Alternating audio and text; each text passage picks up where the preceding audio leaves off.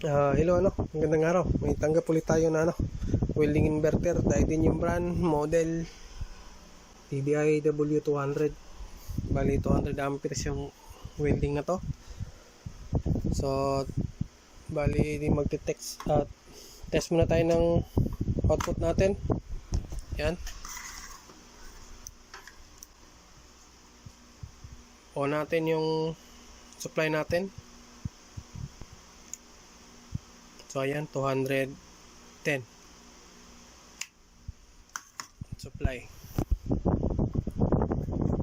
Tapos pakita natin yung problema ng welding na to. Yan. On natin dito. Tapos on din natin dito. Problema, walang power. No power. Bali, kailangan ko munang buksan to tapos linisin na rin natin bago natin simulang ayusin.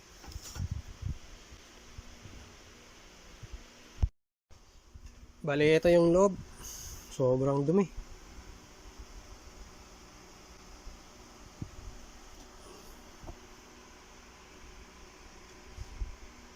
Bali, linisin muna natin to. Tsaka maswerte tayo dito kasi parang tayo pa yung unang nagbukas nito eh. Tinanggal ko na yung cover dito na itim. Yan. Wala namang palatandaan na ginalaw.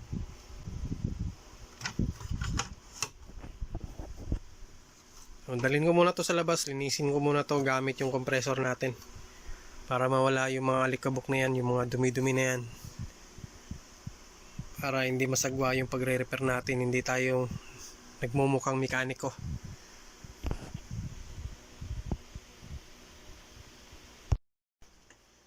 Bali, tapos na nating mailinis So kita nyo naman, medyo malinis na yan. Yung board. Kahit na i-zoom natin. Yan. Laki nung pinagkaiba. So, masarap nang magayos. Ngayon, gawa nga ng walang power yung natin, unit natin, magsimula tayo sa pinaka-basic. So mag-umpisa tayo dito sa coil. Papuntang on natin yung switch So pag tumagos dito, so yan, tumunog yan. So, dito tanggalin na natin.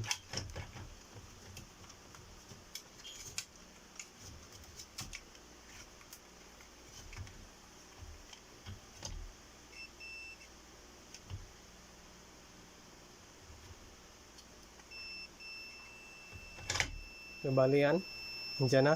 Pag tumagos dito, ibig sabihin okay yung switch natin. So yan, okay. Yung kabila naman,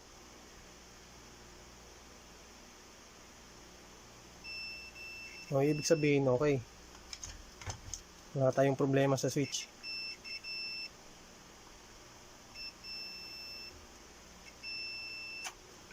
Ngayon, punta na tayo doon sa unit.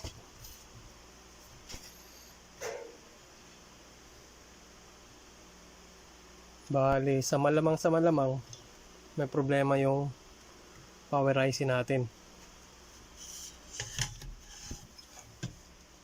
Pero try muna natin mag test. Baka may shorted lang. Main capacitor.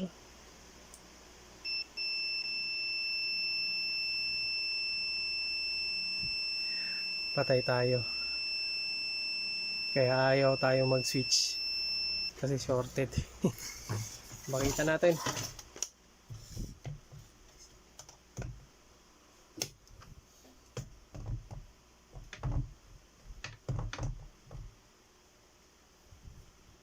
Main capacitor test.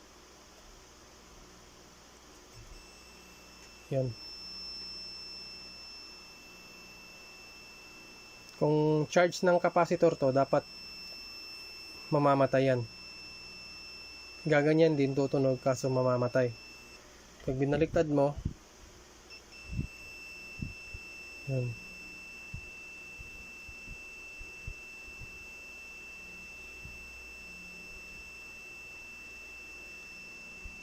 Possible may shorted tayong IGBT.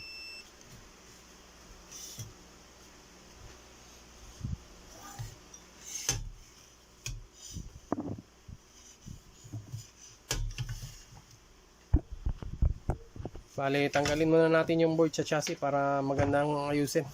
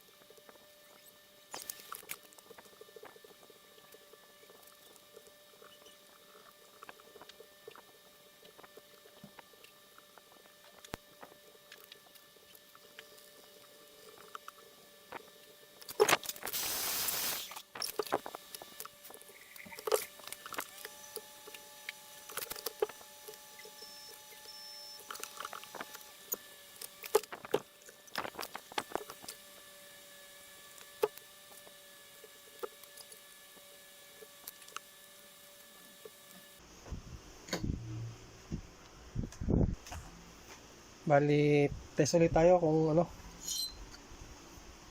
tutunog pa ba. Yun, wala na. Dapat ganyan lang, tapos mamamatay. Yan. Bali, ito yung mga IGBT.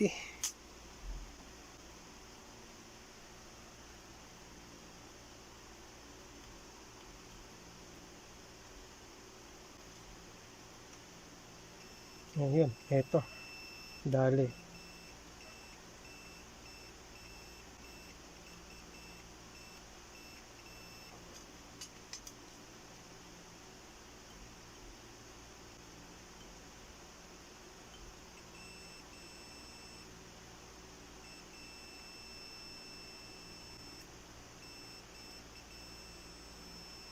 Sorted. Dalawa na.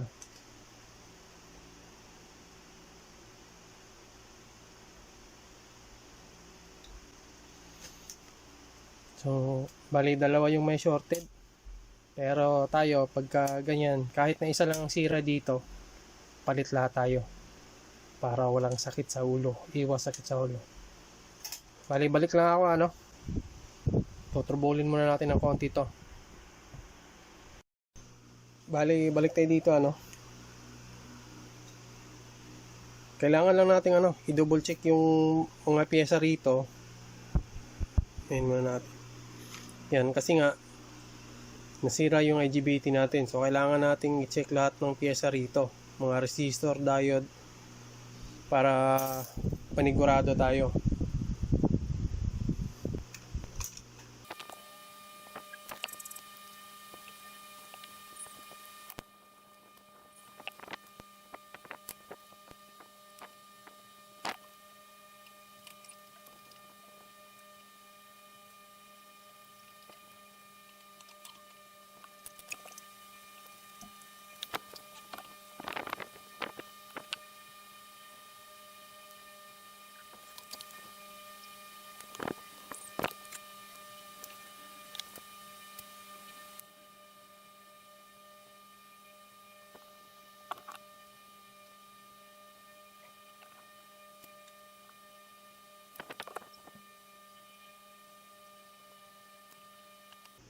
Bali sira yung isang diode, 00 shorted.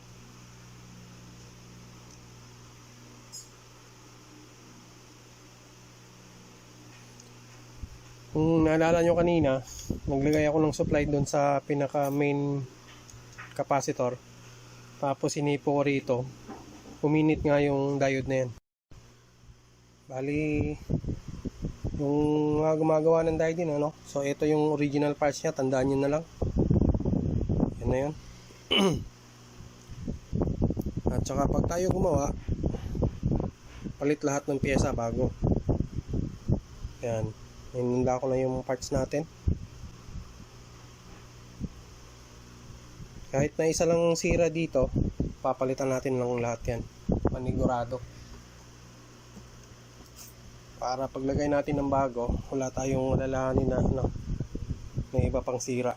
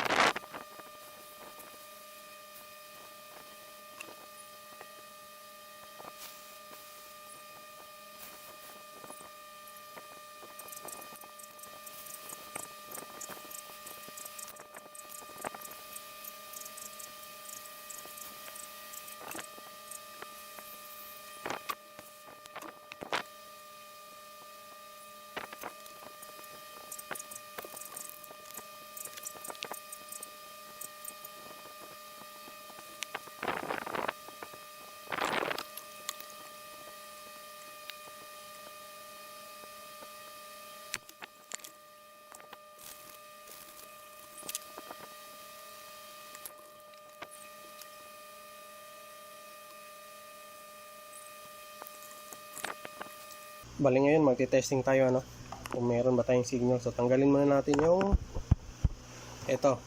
Gamitin muna natin yung workbench power supply natin. So di muna natin gagalawin to. Kasi alam ko naman siguro kakaalam ko walang sira to eh. Ayaw lang mag-power nun kasi nga sira yung IGBT. Testing muna tayo ng ano dito, signal.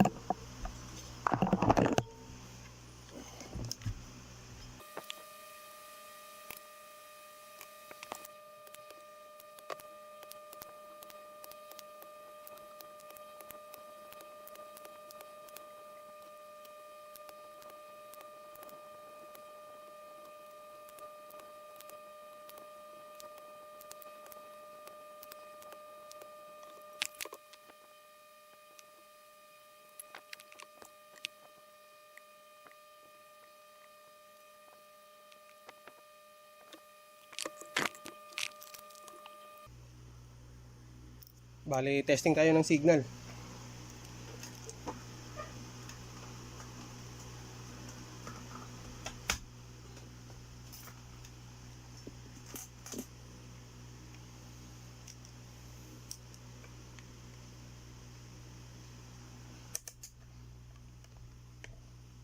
So, set nyo meter AC 50 volts.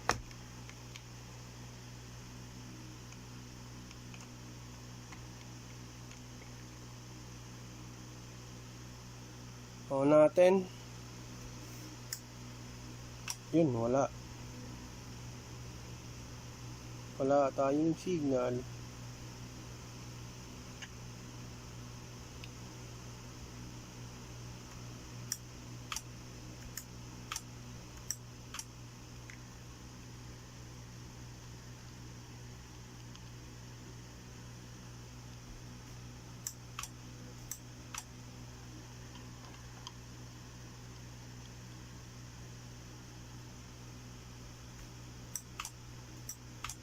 Wala.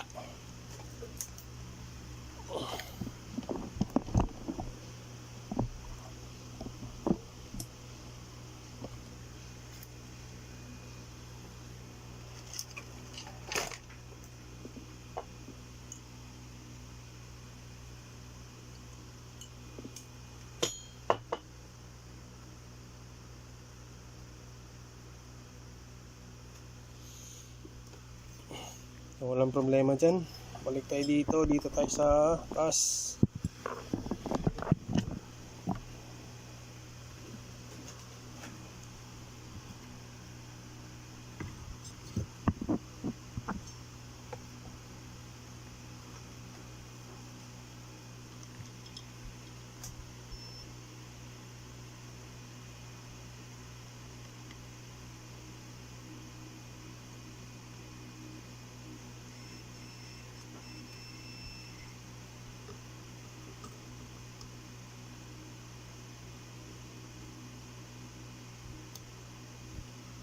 Kita niyo ba yan?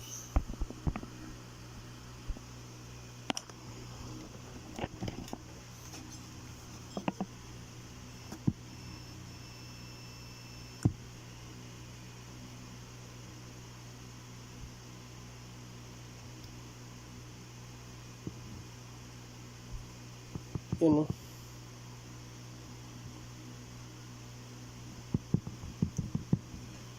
Ayaw tumunog o naging open yan.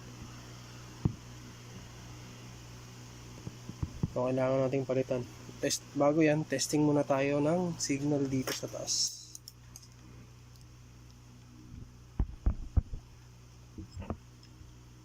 Saka na. Palitan lang muna natin yan.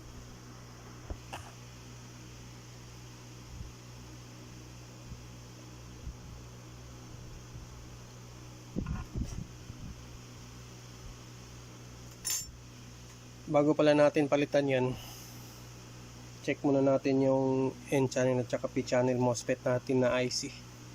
Itong dalawa. Kasi kung naging open to, ibig sabihin may sira yung isa sa kanila. O di kaya yung dalawa na to. Testing na muna natin. Wala naman.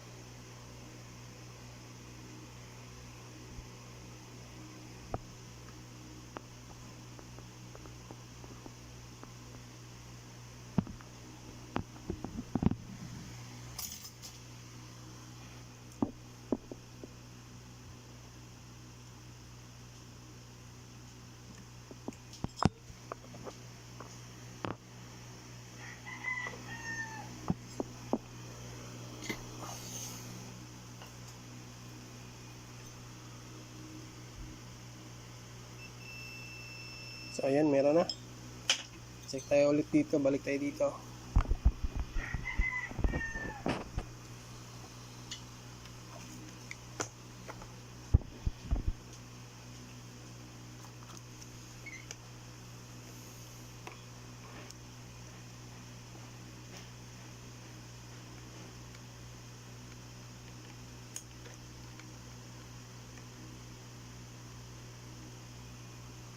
O natin. Ay, wala.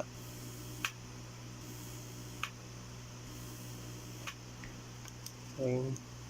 Yun. Yun ba yung may umusok?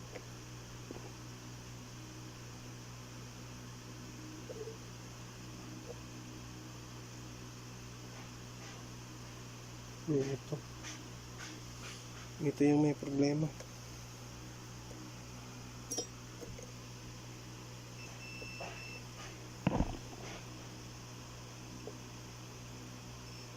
Ayan, o. Yan na. Tumunog na. Yan.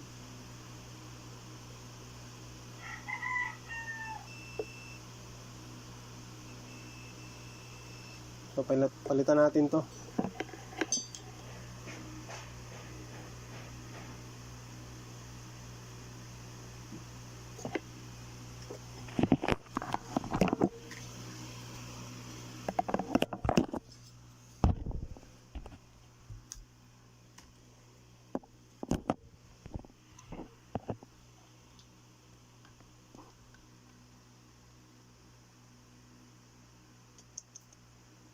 Ito yung kuha.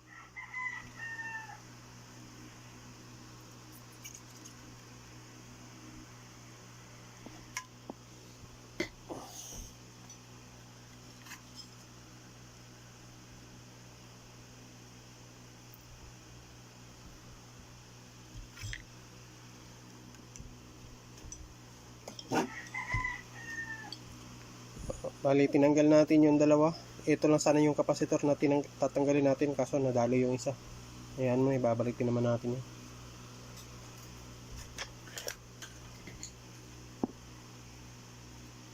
Tsaka ito yung tatandaan nyo parati. Pag nasira yung IGBT nyo, parati nyo i-check to. Kasi hindi naman masisira yan pag hindi nagloko yung PWM natin at saka dito. Tsaka pag nag-open to, sigurado may sira dyan sa alin sa dalawa.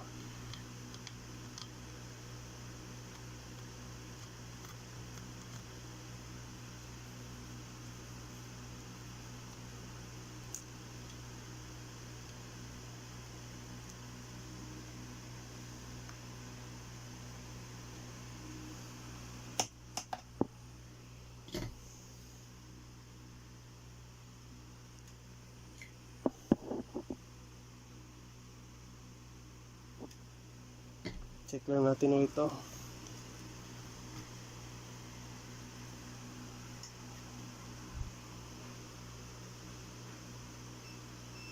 Yan o, tumunog. Kuha lang ako ng piyesa, papalit lang natin dyan. Bali, ito yung papalit natin.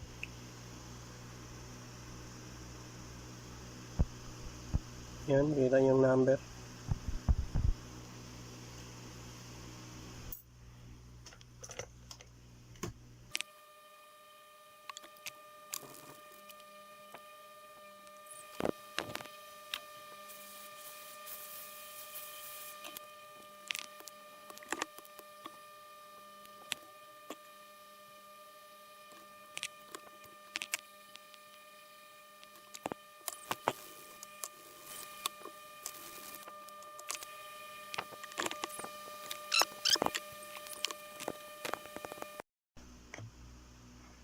Check ulit tayo kung magkakaroon na ba tayo ng signal.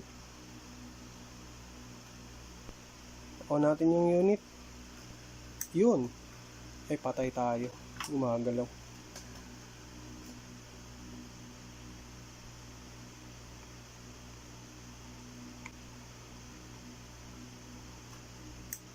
Yan o, magalaw masyado.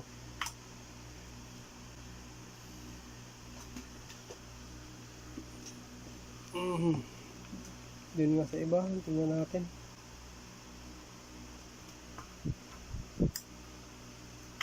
Galaw din.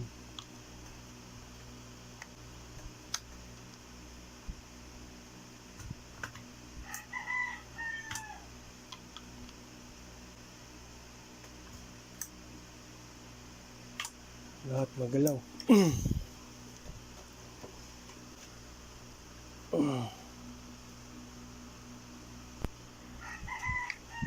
Bali, meron na tayong signal. Ang problema natin, magalaw. Pagka ganun ang nakita nyo, huwag kayong magkakabit ng IGBT hanggat hindi na i-clear yun, hindi nawawala yung masyadong magalaw yun. Bali, kailangan ulit nating tingnan dito.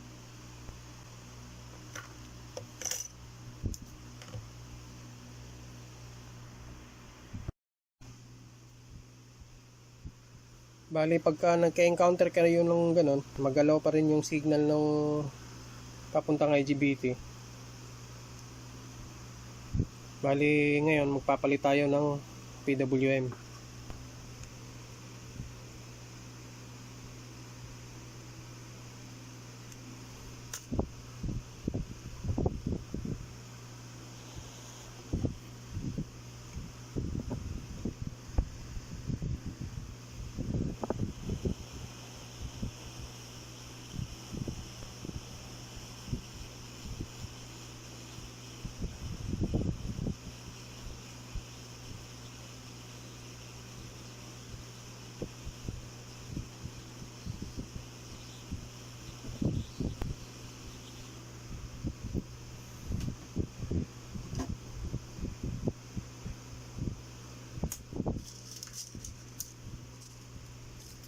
Tapos ito yung bago.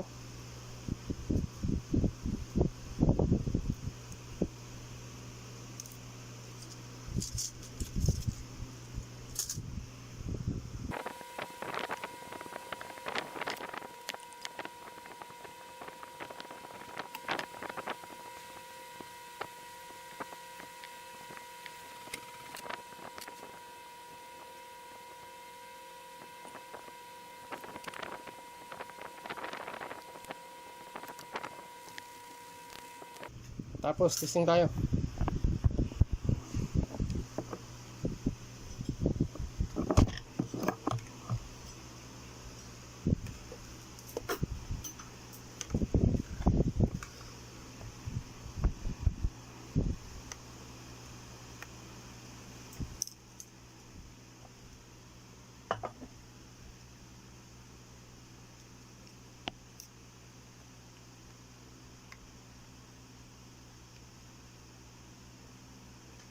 Yan, tingnan nyo yung meter ha. Tester natin. On natin yung unit. Yan. Steady na. Tapos dito.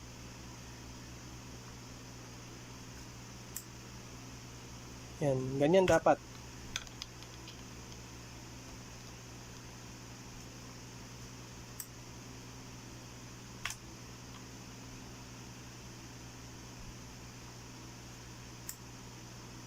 So, bali okay na yan.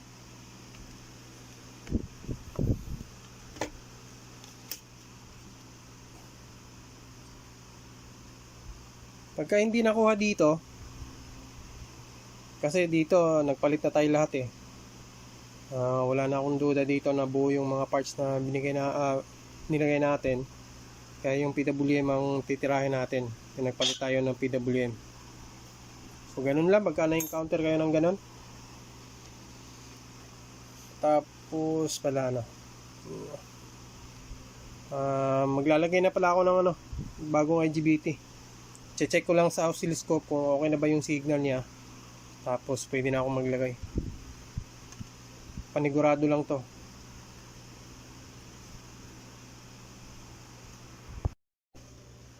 Bali, naikabit na natin yung bagong IGBT 4. Ito yung luma. Pag tayo po gumawa, kahit na isa lang po yung sira dito, palit po tayo ng bago lahat para iwas sakit sa ulo. Tsaka nagpalit tayo dito ng PWM, palit tayo ng isang N-channel at saka P-channel MOSFET IC, isang resistor at saka isang buong dito. Yan, pinalitan natin ng buo dyan. Nilagyan ko na rin ng electrical insulator.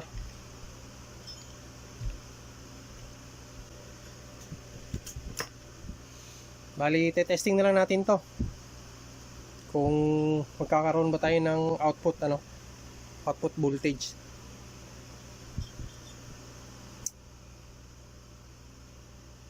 At saka masusubukan din natin kung buo pa ba yung power IC nito. Kasi walang power to eh.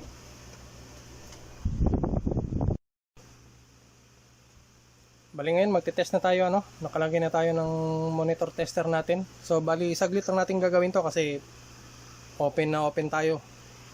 Ang purpose lang natin makita ang magkaroon ba ng output voltage at saka iilaw ba yung display natin.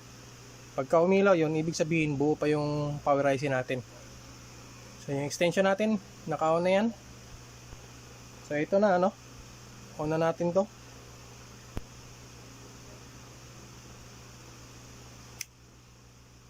Yan 55. So meron na. Binatay ko na yung yun lang ang purpose natin. So may nakuha na tayong voltage output, nagka-display na. So buo na yung welding, hindi na tayo nag-aalala na sira yung power IC natin kasi gumana na eh.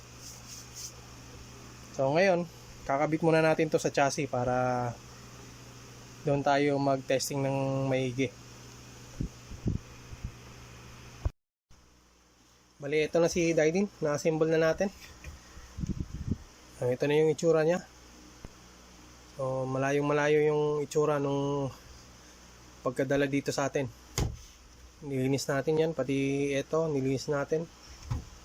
Yan, yung itsura. So, testing na lang tayo bago natin i-testing i-welding dito dun sa labas. No? Tsaka may monitor rin tayo dito sa ano na to.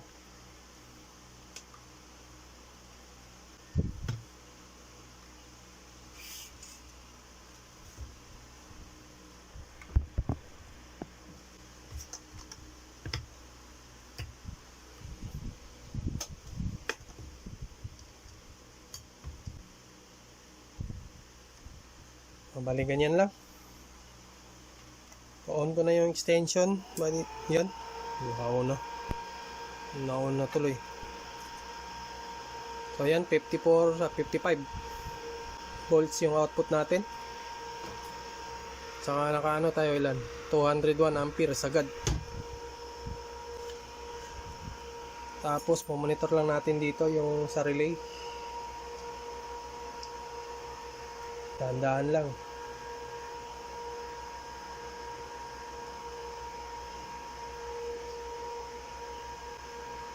Yan, 24.9 to 25 volts. Bali okay na yan. So, patayin ulit natin. Yun, namatay. Tapos, on ulit natin. Ayan. So, hindi sira yung hindi sira yung power supply IC. Saka tingnan natin kung nakokontrol ba natin dito. Sagad yan. 200. So, nagwa 199, 200. Hanggang 11 ampere. Bali, okay na yan. Doon na lang tayo sa labas para matesting natin kung okay ba yung ampere nito. Nakokontrol ba natin o hindi.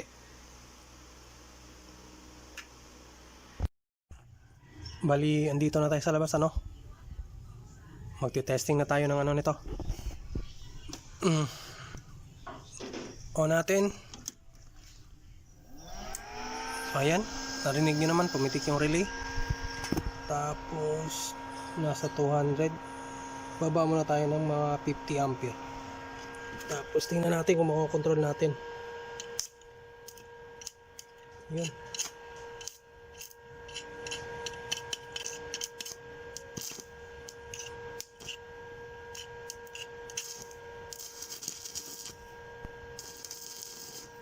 Yan. Nakakontrol naman. Ito tayo ng 100.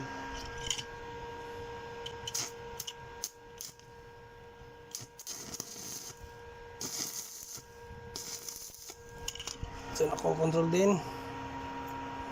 200. Sagad.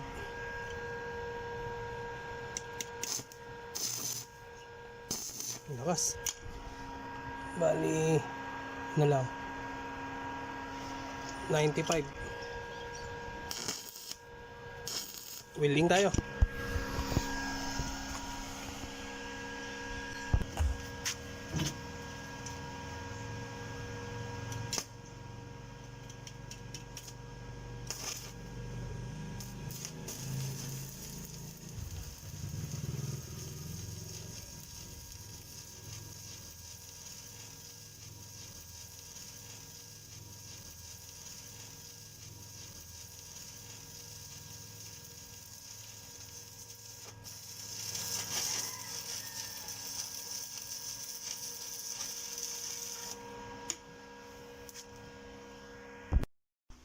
Balik tayo dito sa loob, na-assemble ko na si Daidin. Bali, tapos naman tsaka ito na yung itsura niya. Yan, malinis na yan kaysa nung unang dumating dito. Tsaka nakita nyo naman yung doon sa labas. Nakokontrol naman natin yung amperahe. Wala nang naging problema. Dapat ganoon ng mga mga testing hindi lang yung spot weld ng saglit-saglit, kailangan buo. So hindi ko siguro pahabain yung video, hanggang dito na lang siguro kung naka-encounter kayo ng mga ganitong trouble, no power, huwag niyo muna kayong magpalit ng power supply. Bali, subukan nyo yung ginawa ko. Baka sakaling hindi sira yung power supply nyo, sundan nyo lang yung nandito sa video. At saka salamat na rin sa panonood nyo ng mga video natin. Tsaka kung maaari, wag nyo i-skip yung natin, yung mga ads natin. So hanggang dito na lang siguro, hindi ko na patatagalin kasi tatawagan ko pa yung customer nito para makuha na. So hanggang sa muli, maraming salamat.